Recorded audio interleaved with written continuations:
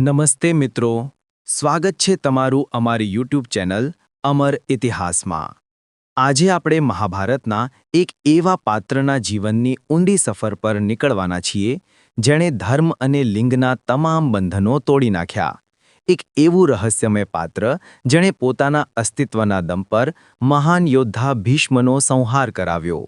આ કથા છે શિખંડીની।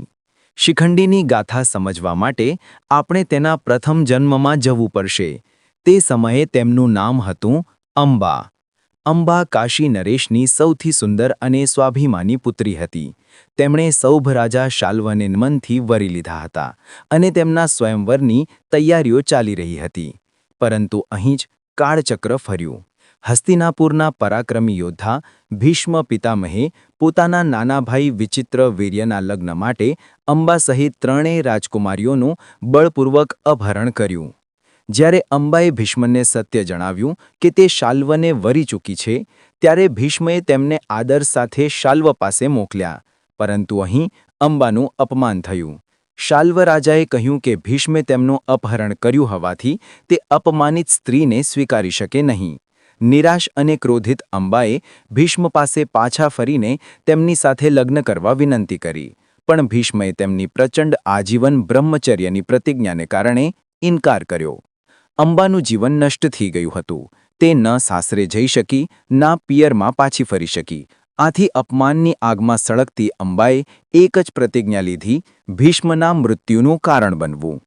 પોતાની પ્રતિજ્ઞા પૂરી કરવા માટે અંબાએ કઠોર તપસ્યા શરૂ કરી।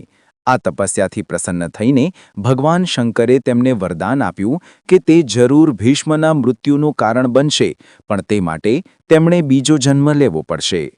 આ વરદાન બાદ અંબાએ પોતાના પ્રાણ ત્યજ્યા અને તેનો જન્મ પંચાલ દેશના રાજા દ્રુપદના ઘેર થયો। જો કે શિખંડીનો જન્મ પુત્રી તરીકે થયો હતો, છતાં તેને જન્મતાલી સાથે જ આકાશવાણી થઈ કે આ બાળક યુદ્ધમાં ભીષ્મનો વધ કરશે। તેથી દ્રુપદે સમાજની ટીકાઓ સહન કરીને પણ તેને એક પુત્ર તરીકે ઉછેર્યો। તેનું નામ રાખ્યું શિખંડી। શિખંડીનો ઉછેર યુદ્ધ કળામાં થયો। તેને દરેક પ્રકારની શસ્ત્રવિદ્યા શીખવવામાં આવી। શિખંડીનો જન્મ પુત્રી તરીકે થયો હોવા છતાં દ્રુપદે તેના લગ્ન પણ એક રાજકુમારી સાથે કરાવ્યા। જ્યારે શિખંડીની પત્નીને આ રહસ્યની જાણ થઈ ત્યારે તે ખૂબ દુઃખી થઈ। આ અપમાનથી વ્યથિત શિખંડીએ આત્મહત્યા કરવાનો નિર્ણય કર્યો। તે એક ગાઢ વનમાં ગયા, જ્યાં તેની મુલાકાત સ્થૂણાકર્ણ યક્ષ સાથે થઈ। દયાળુ યક્ષે શિખંડીને તેની શક્તિ આપીને સંપૂર્ણ પુરુષત્વ પ્રદાન કર્યું। બદલામાં શિખંડી પાસેથી તેનું સ્ત્રીત્વ લઈ લીધું। આમ શિખંડી હવે જન્મથી સ્ત્રી પણ શક્તિથી પુરુષ બની ગયો હતો। તે હવે 2 જન્મોનું વેર ચૂકવવા માટે સંપૂર્ણપણે તૈયાર હતો। જ્યારે કુરુક્ષેત્રનું મહાયુદ્ધ શરૂ થયું ત્યારે શિખંડી પાંડવો તરફથી લડ્યો। યુદ્ધના 10મા દિવસે જ્યારે ભીષ્મની સામે કોઈ યોદ્ધા ટકી શકતો ન હતો, ત્યારે અર્જુન શ્રીકૃષ્ણની સલાહથી શિખંડીને પોતાના રથની આગળ ઊભો રાખે છે। ભીષ્મ તેમની આજીવન પ્રતિજ્ઞામાં બંધાયેલા હતા। તેઓ કોઈ પણ સ્ત્રી પર શસ્ત્ર નહીં ઉગામે। જ્યારે ભીષ્મએ શિખંડીને પોતાની સામે જોયો ત્યારે તેમને તરત જ પૂર્વજન્મની અપમાનિત અંબા યાદ આવી ગઈ। તેઓ સમજી ગયા કે આ જ સ્ત્રી તેમના મૃત્યુનું કારણ બનવા માટે પુનર્જન્મ લઈને આવી છે। ભીષ્મએ શિખંડીને સ્ત્રી ગણીને પોતાના શસ્ત્રો નીચે મૂકી દીધા અને આ જ ક્ષણની પાંડવો રાહ જોઈ રહ્યા હતા।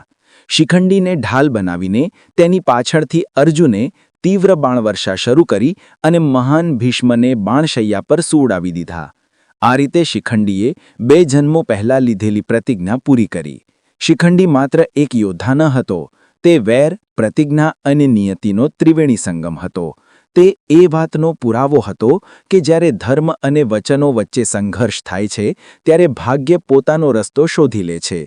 જો કે શિખંડીનું જીવન યુદ્ધના અંતિમ દિવસે પૂરું થયું। મહાયુદ્ધના 18મા દિવસે રાત્રિના ભયંકર સંહારમાં અશ્વત્થામા દ્વારા તેનો વધ કરવામાં આવ્યો। આમ શિખંડીનું જીવન ભીષ્મના વિનાશ માટે જ સર્જાયેલું હતું। તે મહાભારતના ઇતિહાસમાં અમર છે, માત્ર એક યોદ્ધા તરીકે નહીં, પણ 2 જન્મોની વેરની સાક્ષી તરીકે।